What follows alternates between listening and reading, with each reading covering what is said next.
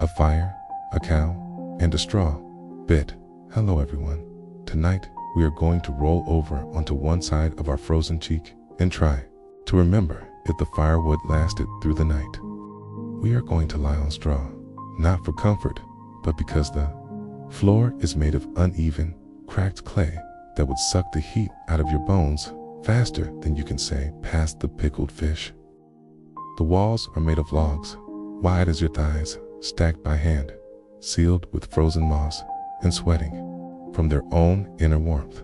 Above, a hanging oil lamp flickers and gives off just enough light to cast shadows that look suspiciously like your neighbor Ivan. Even though Ivan moved 3 villages away in 1989, the smell is ... layered, wet wool, dried goat milk, long extinguished, smoke, fermented cabbage, and one very committed mouse. Don't worry. The Oymyakon peasant miraculously lived and worked in the coldest place on earth. So did most people back then. So, before you get comfortable, take a moment to like the video and subscribe, but only if you really like what I'm doing here, and if you're listening somewhere warm. Drop your location and local time in the comments. Are you sipping tea? Are you barefoot? Let us know, you delightful tropical creature. Now, turn down the lights. Maybe turn on the fan for some soothing noise. And let's get started tonight. You wake up, face down in straw. Again, you've slept near the stove all night, but the fire gave up around 3 a.m. It always does. The logs burn faster here. Maybe they're trying to escape. Your nose hurts, not from cold, but from where it froze to the inside of your scarf. You pull it away gently and leave behind a little patch of skin, which flutters to the floor like burnt paper. Outside, it's minus 62 degrees Celsius. Inside, it's minus 28 degrees Celsius, but warm by comparison. Behind you, a cow shifts in her stall, her breath rising like steam off a wet road. You think she's judging you, but it's just the way her face works. The cows live inside. Of course, you'll live with them. That's how things are. They're warm, they're large. They sometimes chew your socks by mistake. You shuffle toward the iron stove in the corner, kick open the firebox, and feed it to logs in a crumpled Soviet newspaper from 1983. The headline warns of possible agricultural shortages, which is funny in a dark kind of way. You lie on your side again and wait. You listen to the sound of the fire crackling to life. You try to remember if it's Tuesday or if Tuesday already happened. There is a tin, cup of something tea, broth, melted bacon snow, frozen solid next to your bed. You gnaw at it like a slow, thoughtful wolf. In Oymyakon, the sun rises late and without apology. You wait in the twilight with your scarf half wrapped, wondering if anyone in the world has ever successfully sneezed with a frozen mustache. It's a true historical event. In 1924, temperatures in Oymyakon dropped to a record-breaking minus 71.2 degrees Celsius, minus 96.2 degrees Fahrenheit. The lowest officially recorded temperature in any permanently inhabited place on Earth. No one went outside that day. Even the postman refused. He was celebrated as a folk hero for not trying. Strange historical fact. Some farmers here wear fur underpants made from reindeer legs, not reindeer fur. Reindeer legs. It's unclear whether this is a fashion statement or a dare. You step outside for a moment to let your thoughts freeze in peace. The world is made of white noise and snowdrift. Every breath turns to ice crystals and lands on your own eyebrows. There's a joke in town that everyone's thoughts freeze mid-sentence in winter and come back. It's unrushed, sometime in June. Your boots crunch through layers of snow, so old they remembered the Tsar. In fact, one snow pile still has a Cossack's glove sticking out of it. Probably, you make a note to check on the chickens. If the door hasn't frozen shut again, you rub your gloved hands together like a caricature of a miser and think about last winter, when your cousin Pieter lost his boot for 3 months. It was inside the goat the whole time. What keeps you here, you wonder? What makes a person stay year after year in a place that freezes the moonlight and burns your breath. Unanswered historical question. Why did early Yakut herders settle here permanently rather than keep migrating with their herds as they had done for generations? Was it the warmth of the hot springs nearby, or just plain stubbornness? You head back inside, where the cow has now settled herself directly in front of the stove. You ask her to move. She doesn't. You consider bribing her with a beat. Outside, the wind howls in through the cracks in the wall, curls around the iron stove, and exits through the back window like a ghost with errands. You settle again onto your straw mat, pulling your coat around you like a second skin. You chew a piece of dried fish, unsure if it's breakfast or a personal challenge. Someone once said, "You don't survive in Oymyakon. You just outstubborn the frost." You're starting to believe them, whispered joke 1. "It's not insomnia if the cold keeps the dreams frozen," whispered joke 2. "Technically, you don't sweat here. You evaporate in slow motion," whispered joke 3. "That tea isn't getting colder. It's evolving into a weapon. You're going to milk that yak, aren't you?"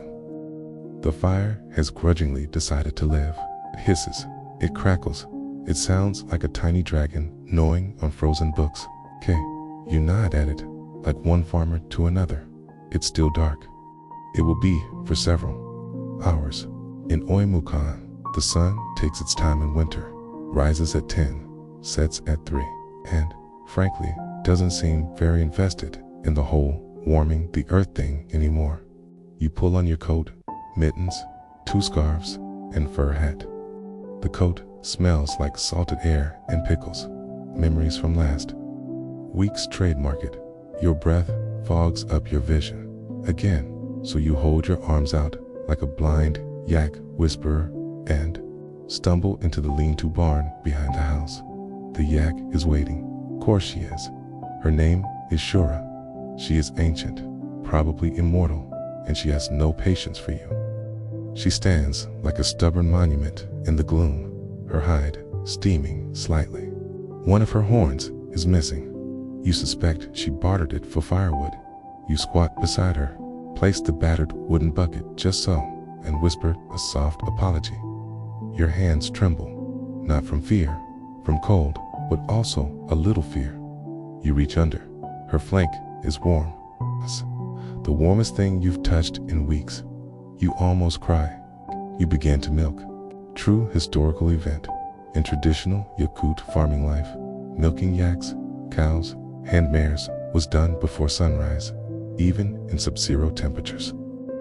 Women developed precise muscle memory routines with frozen fingers to minimize time spent outdoors. If milk froze in a pail, it had to be cut out with a knife.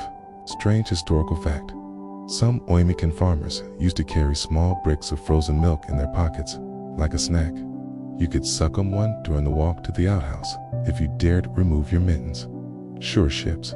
You keep milking. Steam rises from the bucket like something from a ghost story. You finish and rise, your knees complaining like a choir of old uncles. You carry the bucket inside, cradled like a baby. The milk sloshes thick and slow. You set it near the stove, where it will consider becoming yogurt. Maybe. You sit. You pull off your mittens. Your hands are raw and red, and look like someone else's. You flex them. The joints click. That's normal, you think. You glance out the ice-framed window and catch a hint of dawn, barely. It's the stripe of lighter gray across the hills. And there, trudging along the road, is your neighbor, Simeon, carrying what appears to be a door. Yes, it's his front door. Again. You nod. He nods. No words. Doors warp in the dry freeze, you see? Sometimes they just fall off. Okay? You've learned not to panic. You set a kettle on the stove and watch it slowly consider the concept of boiling. Okay? You think of your grandfather, who used to say, a watched pot never boils. An unwatched one still doesn't. This is Oymyakon. You slice a piece of black bread. It's hard. You slice your finger. The blood doesn't drip. It crystallizes. You laugh, but stop when your lip cracks. Outside, a rooster crows. He sounds offended. Answered historical question. Why do Oymyakon livestock, especially yaks and horses, seem to tolerate cold so much better than imported breeds? Is it genetic? Cultural? Are they just too stubborn to admit discomfort? You check the milk, still liquid. A miracle. You dip a finger, in warmish. You feel victorious, and then you hear it, a soft thunk behind you. You turn. Shura has entered the house. Again, she looks at you, then at the stove, then at the couch. You sigh, step aside. She settles herself by the fire with all the grace of a queen reclaiming her throne. You pull a stool near her and sip your tea. It's thick, possibly made from pine bark and optimism. You wonder how much longer winter will last. You check the calendar. It says February. You don't believe it. A soft wind rattles the ice on the window. Somewhere, a yak sighs, possibly in contempt. You scratch your arm through 3 layers of wool. You find a raisin in your pocket and eat it slowly. You stare into the fire and imagine the milk solidifying into small, sentient cubes. They could be friends. Maybe, whispered Joke 1. You haven't blinked in 2 minutes. Ice on your eyelids, whispered Joke 2. If your socks crunch when you walk. You've entered level 3, Oymyakon, whispered Joke 3. Shura just passed wind, and you're still grateful it's warm.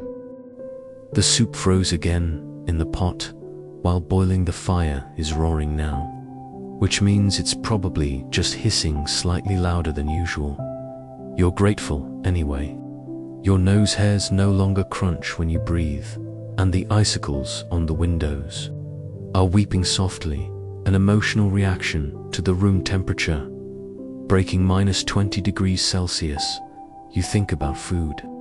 That is, you think about the idea of food, the memory of food, the theoretical concept of flavor.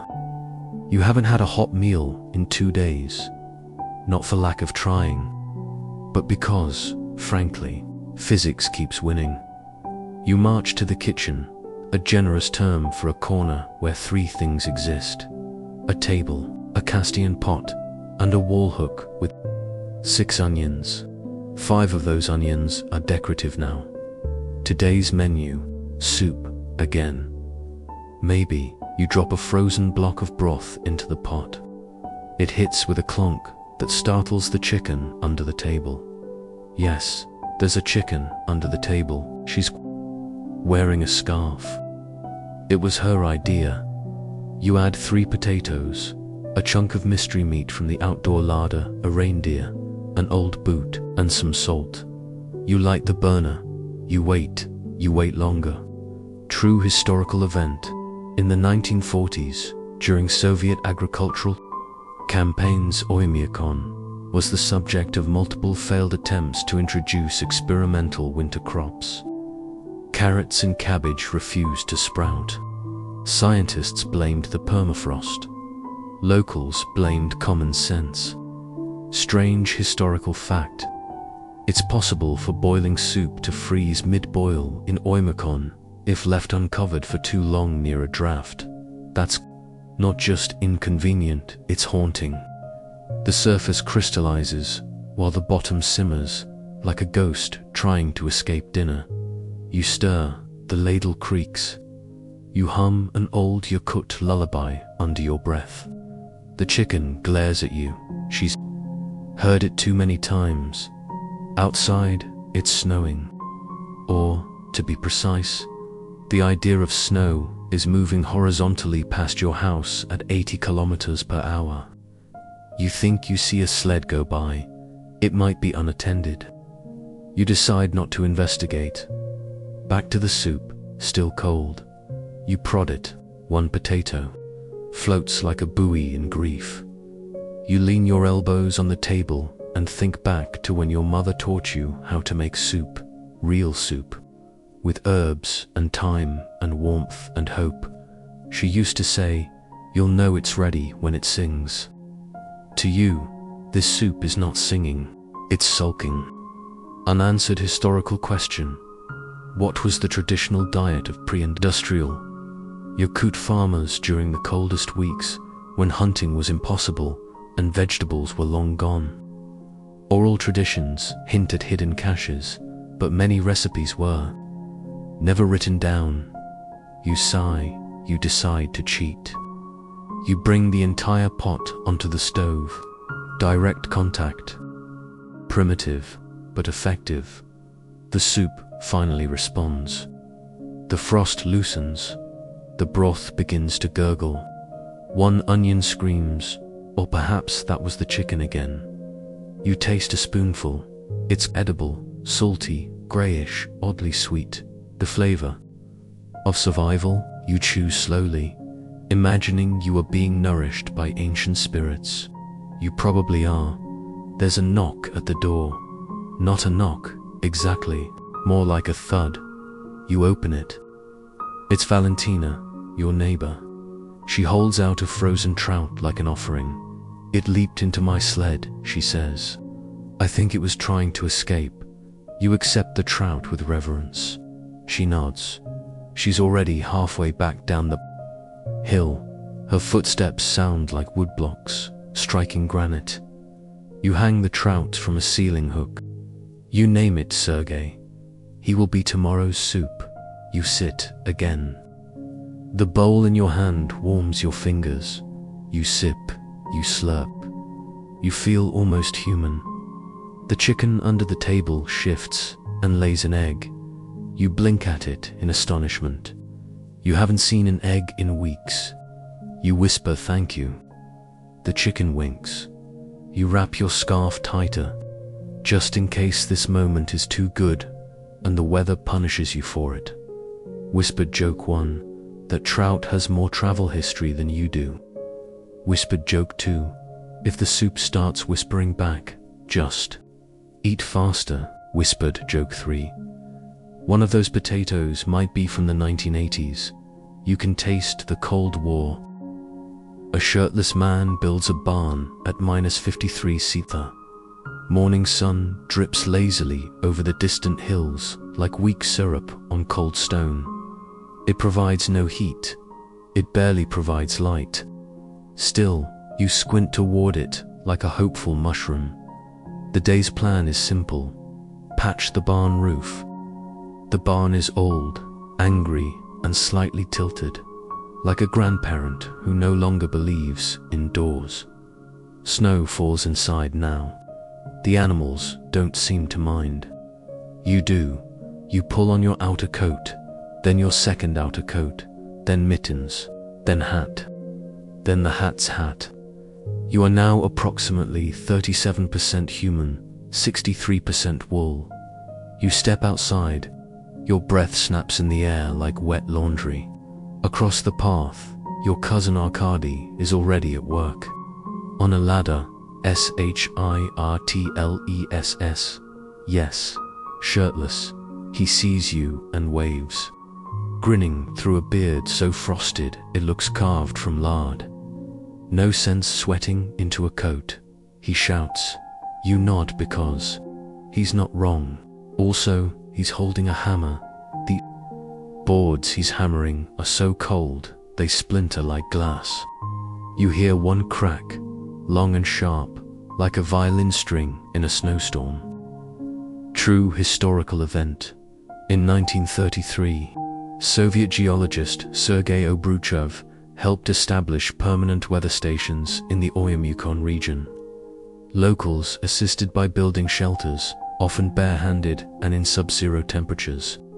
Reports describe men mixing cement in -50 degrees Celsius, using body heat to keep the water from freezing in the bucket. You haul a basket of nails and a goat pelt up the hill. The nails freeze to your gloves. The goat pelt is not necessary, but it reminds you of someone. You approach the barn. The wind greets you rudely, as always. It plucks at your scarf and whispers secrets about frostbite. Inside, a hole in the roof lets daylight stab the hay like a judgmental lantern. Snow has built a delicate tower on the top beam. You feel bad disturbing it. You do it anyway.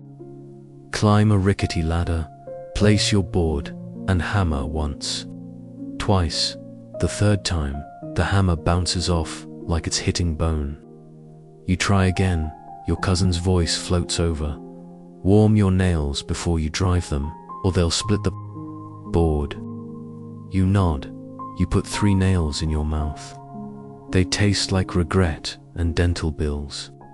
Strange historical fact. Some Yakut builders used to sit on freshly cut boards to warm them before construction. Not because it worked particularly well, but because it gave their legs something to do. You wrap your legs around a beam and breathe into your hands. The wood creaks like it remembers things you'd rather not hear. The barn roof is half patched by lunch, which is a generous term for whatever that thing in your coat pocket is. It's grey, it's frozen, it smells like last winter. You chew slowly, imagining it's bread, or at least bread adjacent. The chicken, yes, the scarfed one, follows you up the ladder. You wonder if she's inspecting your work or plotting sabotage. You take a break. You and Arcady sit on the roof like 2 potatoes with tools. He pulls out a flask of fermented mare's milk. He offers it.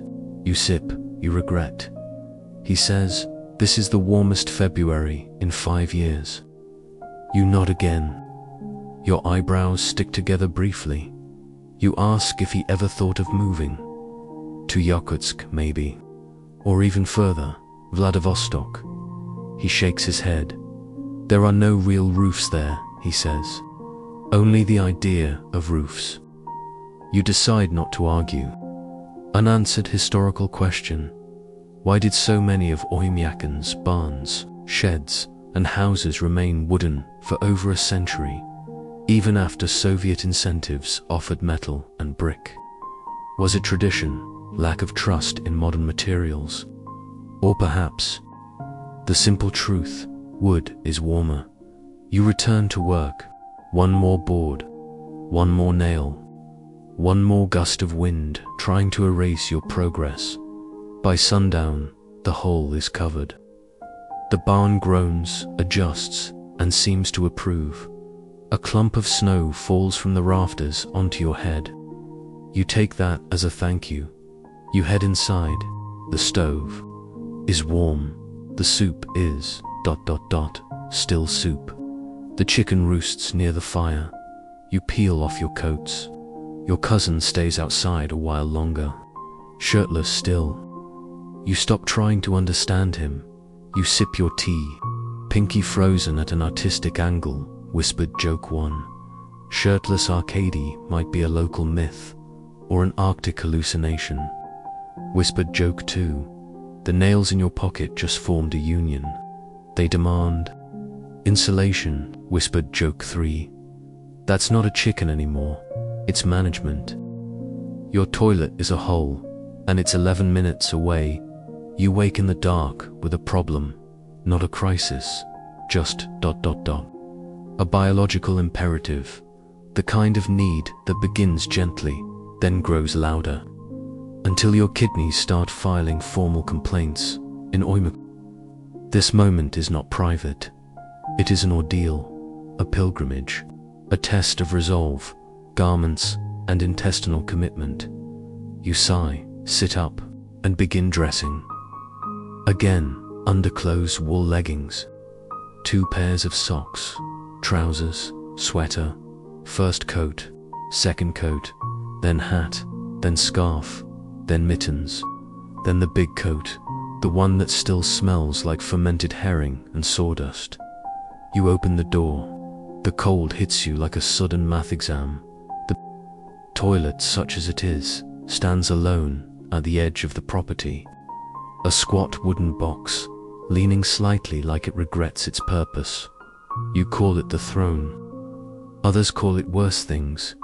It's 11 minutes away. You've timed it. Each step toward it is an agreement with nature. I acknowledge the risk. I accept the consequence. True historical event before modern sewage systems.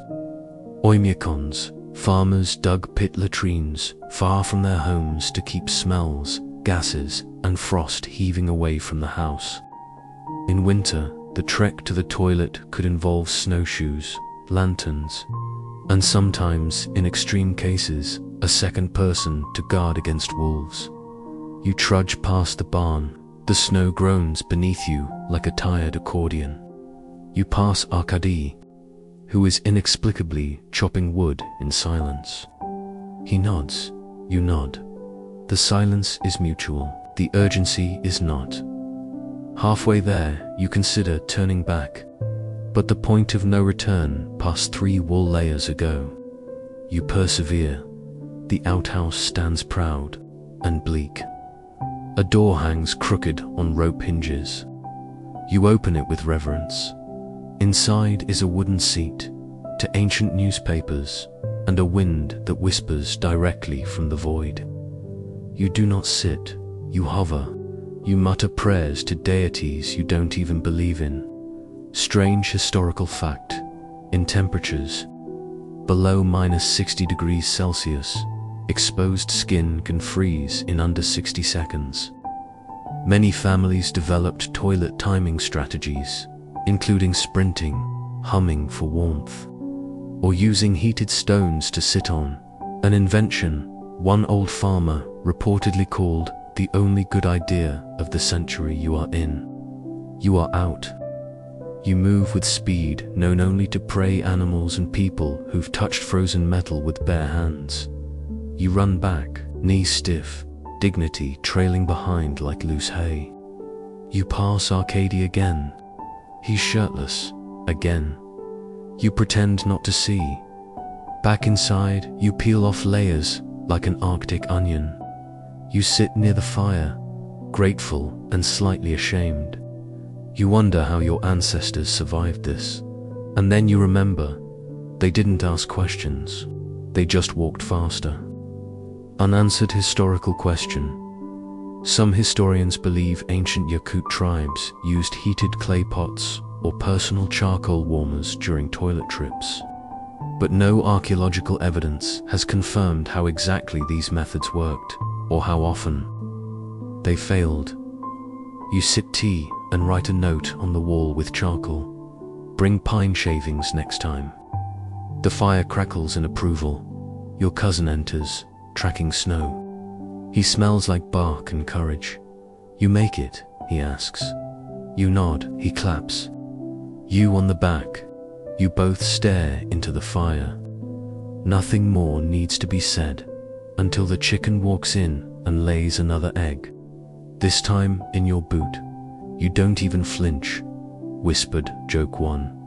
The outhouse's Yelp review is mostly just screaming. Whispered joke 2. You didn't survive the cold, you negotiated with it. Whispered joke 3. If you see your breath forming sentences, leave. The warmest spot is inside the Kautha. Day begins with a crisis involving frost, an overturned milk bucket, and a missing mitten last seen being dragged away by the scarf-wearing chicken. You sigh. You've learned to let some mysteries remain unsolved. You walk into the barn. The animals exhale visible clouds, their breath hanging in the air like thoughts too heavy to rise. The cows are quiet today, suspiciously quiet. You count them. 1, 2, wait. One's missing. You find her, Zoya, the youngest, standing very still behind the haystack.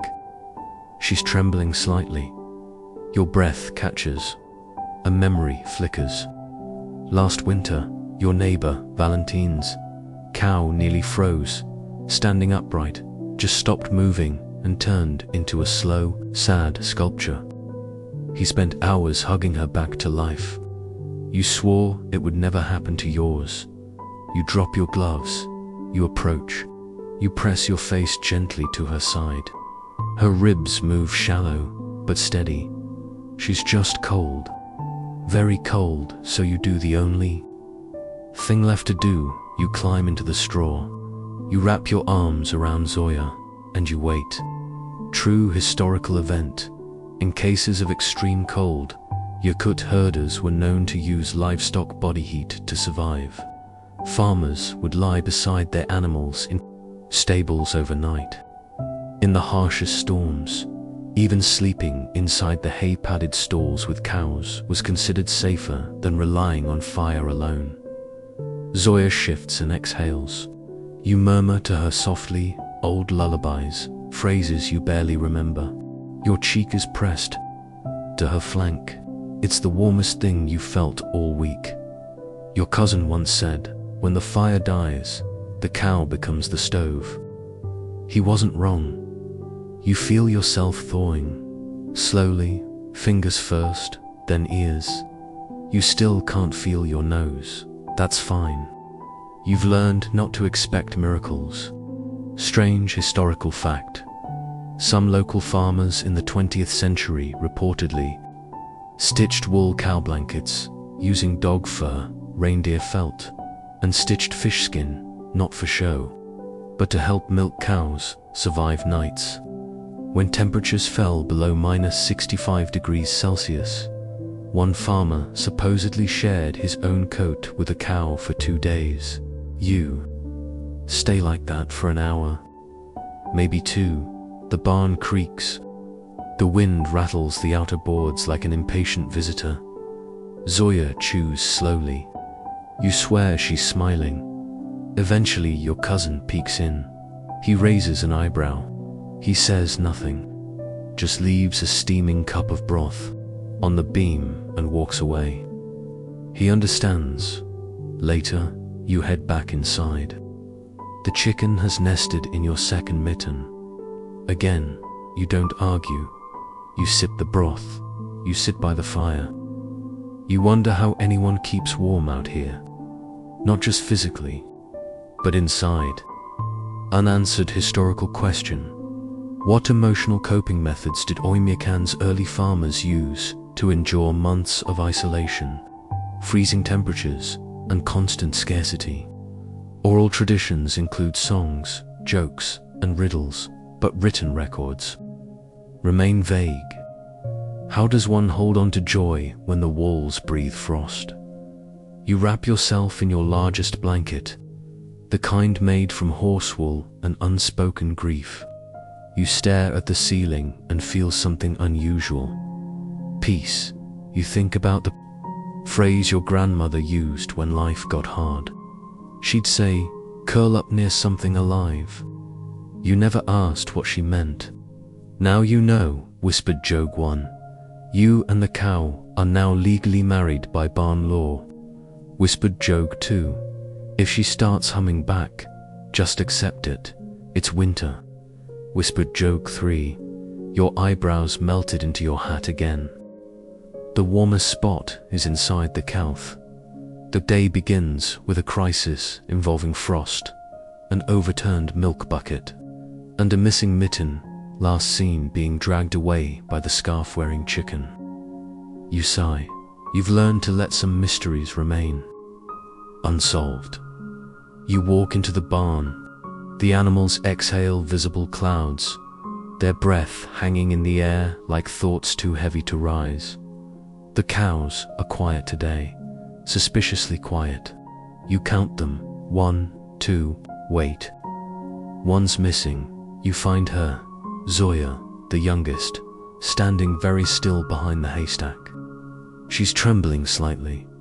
Your breath catches. A memory flickers. Last winter, your neighbor Valentin's cow nearly froze, standing upright, just stopped moving and turned into a slow, sad sculpture. He spent hours hugging her back to life. You swore it would never happen to yours. You drop your gloves. You approach. You press your face gently to her side. Her ribs move, shallow but steady. She's just cold, very cold, so you do the only thing left to do. You climb into the straw. You wrap your arms around Zoya and you wait. True historical event. In cases of extreme cold, Yakut herders were known to use livestock body heat to survive. Farmers would lie beside their animals in stables overnight. In the harshest storms, Even sleeping inside the hay-padded stalls with cows was considered safer than relying on fire alone. Zoya shifts and exhales. You murmur to her softly, old lullabies, phrases you barely remember. Your cheek is pressed to her flank. It's the warmest thing you've felt all week. Your cousin once said, when the fire dies, the cow becomes the stove. He wasn't wrong. You feel yourself thawing, slowly, fingers first, then ears. You still can't feel your nose. That's fine. You've learned not to expect miracles. Strange historical fact. Some local farmers in the 20th century, reportedly, stitched wool cow blankets using dog fur reindeer felt, and stitched fish skin, not for show, but to help milk cows survive nights. When temperatures fell below -65 degrees Celsius, one farmer supposedly shared his own coat with a cow for 2 days. You stay like that for an hour, maybe 2. The barn creaks. The wind rattles the outer boards like an impatient visitor. Zoya chews slowly. You swear she's smiling. Eventually, your cousin peeks in. He raises an eyebrow. He says nothing, just leaves a steaming cup of broth on the beam and walks away. He understands. Later, you head back inside. The chicken has nested in your second mitten. Again, you don't argue. You sip the broth. You sit by the fire. You wonder how anyone keeps warm out here. Not just physically, but inside. Unanswered historical question. What emotional coping methods did Oymyakon's early farmers use to endure months of isolation, freezing temperatures, and constant scarcity? Oral traditions include songs, jokes, and riddles, but written records remain vague. How does one hold on to joy when the walls breathe frost? You wrap yourself in your largest blanket, the kind made from horse wool and unspoken grief. You stare at the ceiling and feel something unusual. Peace. You think about the phrase your grandmother used when life got hard. She'd say, curl up near something alive. You never asked what she meant. Now you know, whispered joke 1. You and the cow are now legally married by barn law. Whispered joke 2. If she starts humming back, just accept it. It's winter. Whispered joke 3. Your eyebrows melted into your hat again. Why the chickens wear little sweaters? The chicken has opinions again. She squawks from the windowsill like a disapproving librarian. Her scarf is askew. Her feathers puff in indignation. You assume it's about breakfast or fashion. You oblige. A handful of corn. One scrap of rye bread. She pecks at it dramatically, as if to say, I'm eating this under protest. The other chickens, 6 in total, emerge from under the table and the cupboard, and, inexplicably, the stove vent. Each of them wears a different sweater. One has blue stripes. Another sports tiny wooden buttons. The third wears a maroon thing with what looks like, is that embroidery? Yes, it says Luba. You stare at them. They cluck back. There is no explanation. Only acceptance. True historical event. During extreme cold spells, some Yakut farmers would knit or sew coverings for livestock, including chickens, goats, and even sled dogs. Sweaters for poultry became surprisingly common in family farms. Through the late 20th century, particularly during harsh winters when egg production needed protecting, you kneel and adjust one chicken's sleeve. She allows it. You feel oddly honored. Chickens, after all, are delicate in Oymyakon. Their combs can freeze. Their feet can frostbite. Their mood can turn sour by the 3rd week of January, just like everyone else. Your grandmother used to say, if the chicken is warm, the house is warm. You never understood that. Until now.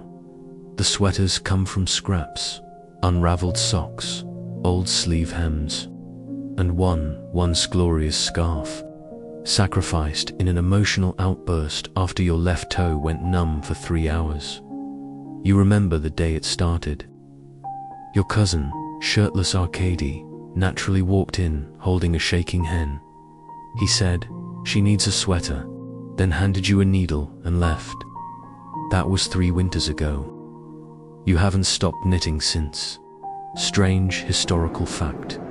There are rumors of one Oymyakon rooster named Pavlik, who wore a full tuxedo knit from wool and rabbit fur. No photo exists, but locals insist he strutted differently after that. The chickens cluster near the stove now, sweaters gently steaming. You feel like a shepherd of dignified, slightly embarrassed birds. You sit with them and sip weak broth. They cluck softly, content.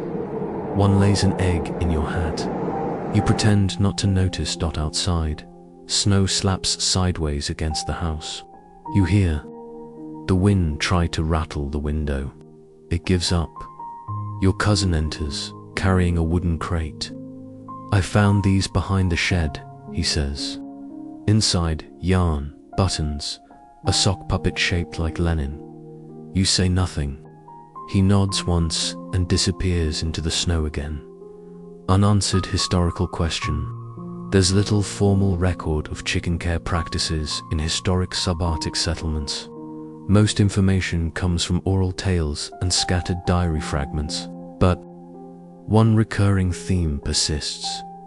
Chickens are family. What does that say about us and them? You finish your broth. You refill the grain dish. You check each sweater for holes, tears, signs of existential despair. You light the lamp.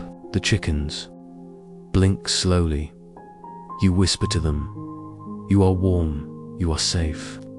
You are absurd, but you are loved. They coo in approval. You knit quietly by the fire, adding a 4th sleeve to a particularly ambitious design. "Just in case," whispered joke 1. Your cousin asked for a sweater. You gave him feathers. He didn't notice, whispered joke 2. "These chickens have better winter wardrobes than you do," whispered joke 3. "If one starts knitting back, run." How you sell potatoes at a frozen market. You wake early. Not because you want to, no one wants to, but because today is market day and the potatoes are already frozen. You pack them anyway, gently, like glassware. Each one clunks against the next in your wooden crate, solid as river stones. You line the bottom with hay. You whisper encouragement. One of them looks like your uncle. You wrap yourself in 6 layers, plus a mysterious fur that may once have been part of a bear or a rug. It doesn't matter. Fashion froze around here years ago. You load the sled potatoes, carved bone trinkets, a small jar of fermented turnip paste, 2 wool socks with mismatched cuffs. Art, really.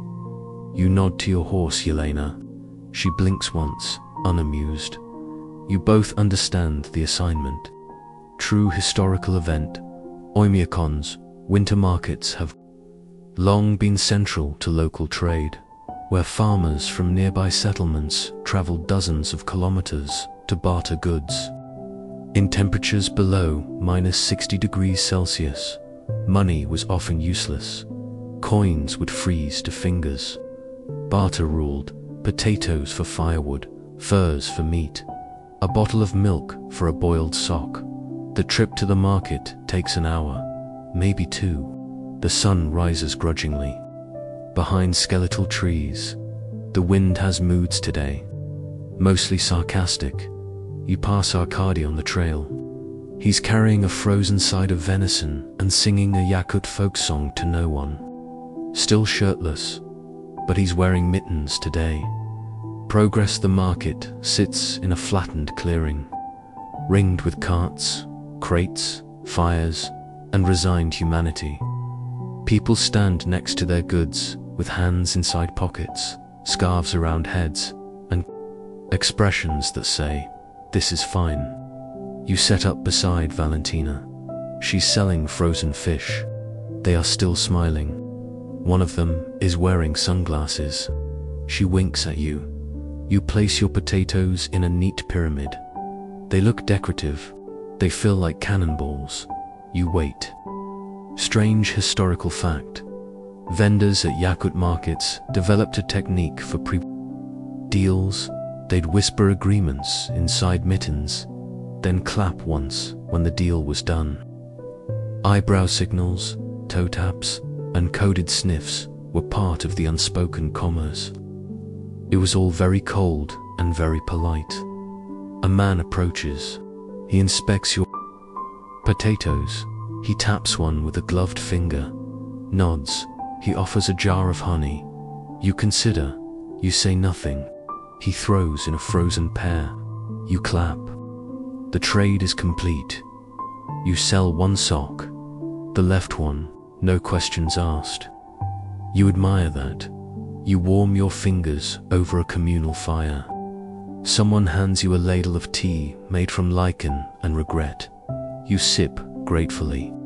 It tastes like birch and survival. Unanswered historical question. Why did Oymyakon's farmers continue holding outdoor markets deep into winter, even when snowstorms and sub-zero temperatures made travel dangerous? Was it necessity, pride, or perhaps the sheer joy of seeing another human not covered in straw? You trade the jar of turnip paste for 2 lumps of coal and a pickle. You don't like pickles, but this one is shaped like a heart. You accept. By midday, your potatoes have sold, not in bundles, but in 1s and 2s, like careful negotiations with fate. You pack your empty crate. Valentina gives you a fish. You give her a sock. She smiles. You ride home in silence. The trees blur into white streaks. Your horse exhales fog like a tired god. Back at the house, you find the chicken has knitted a sweater for the broom. You don't ask. You place the heart-shaped pickle on the windowsill. It watches the snow fall. You boil one last potato, then mash it with salt and fire-heated butter. It's the best meal you've had all month, possibly all year. Whispered joke. 1. You still don't know who bought the left sock. You hope they're happy. Whispered joke 2. The fish in sunglasses, still unsolved. Whispered joke 3. Someone at the market was selling ice cubes. You almost bought one. You dance when the truck starts, the first time the truck has been dead for 4 days. You've kicked it, you've begged it. You've wept beside it with frozen cheeks and a broken thermos. Arkady once lit a fire under it, not metaphorically, literally with kindling. The truck was unimpressed, but today something is different. The air is only -46 degrees Celsius, which you now refer to as pleasant. The frost on the inside of the windshield is thin. The battery was warmed inside the house overnight, tucked beside the soup pot and the potato that resembles Lenin. You open the hood. The engine stares back at you like a grumpy bear. You whisper soft threats. You insert the battery. You turn. The key, it coughs. It wheezes. It shudders. And then it starts. You scream. You dance. You slap the steering wheel with your mittens like a joyful raccoon. The chickens scatter. True historical event. In the Soviet Far East, farmers often kept vehicles running continuously for days or weeks during extreme cold. Shutting off the engine meant risking complete system freeze. Entire villages once shared a single working truck, delivering hay mail and even milk in rotating shifts. The driver slept beside the engine. You climb in. The seat is hard as stone, but you don't care. You're delivering hay today. Half the village has been waiting. The tires thump on packed snow. The truck lurches. The exhaust puffs out behind you in long, celebratory ribbons. You see a child wave from a window. You wave back, feeling like a hero from a bedtime story made of diesel and wool. You pull up to the first house. 3 goats run out to greet you. One of them is wearing galoshes. You make no comment. You unload a stack of hay. The farmer hands you a jar of jam, lingonberry, possibly, or beet. You pretend to know. Strange historical fact. One Oymyakon tractor was nicknamed the Immortal for starting every week during the record-breaking cold of 1948. No one knows how or why. It disappeared in a blizzard and was later found upside down on a frozen river, still idling. You make for more stops. At each house, someone offers something: eggs, pickled garlic, a button collection. One old woman hands you a potato with a hand-drawn face. You call it Vladimir. Your last stop is the schoolhouse. No one's there, it's closed until spring. But you leave hay by the back wall anyway. Someone will need it. They always do. On the way back, the truck hums. You hum too. A song your mother used to sing about snow that forgets to melt and rivers that dream of boiling. You return home. The sky is darkening. The chicken is waiting on the steps, holding what appears to be your notebook. You pretend not to notice the scribbles. Unanswered historical question.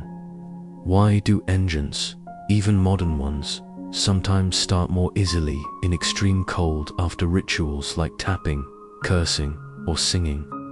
Mechanics give explanations. Villagers are less sure. Some say the truck listens. Some say it remembers. You park the truck. You don't turn it off. You just pat it gently. Inside, the fire is warm. The soup is edible. The chicken lays an egg into your mitten. You let her. Arkady walks in, covered in snow, holding a sled full of frozen newspapers. The mail came, he says. If you can read icicles, you sit, you smile.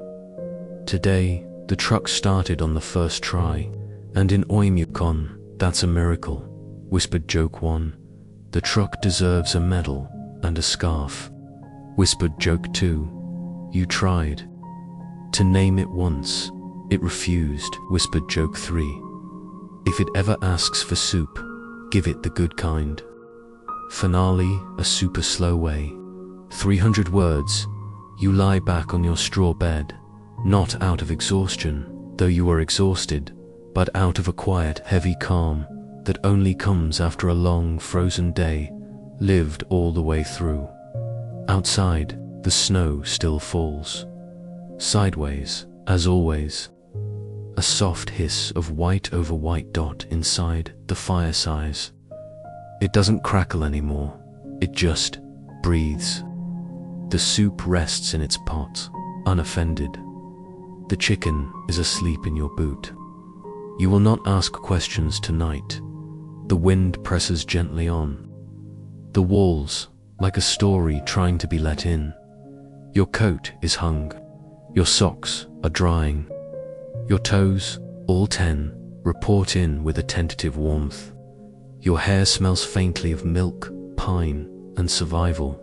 And everything around you glows with the kind of quiet that only Oymyakon can offer. A cold so complete, it becomes honest. You remember the cows, the potatoes, the sweated hens, the toothless truck that roared like a bear and ran like a prayer, and you feel, impossibly, at home. Not because it's easy, not because it makes sense, but because each stubborn frost-bitten morning, you got up again, milked again, hammered, trudged, traded, smiled again, and that, in the coldest place on earth, is all the warmth that ever really existed. You pull your blanket close, a patchwork of goat wool, old flannel, and one thread of unreasonable joy. The fire fades, the wind softens, and in your final waking thought, you realize something no thermometer can measure. You are warm, you are still here, and you are, somehow, alive. Good night.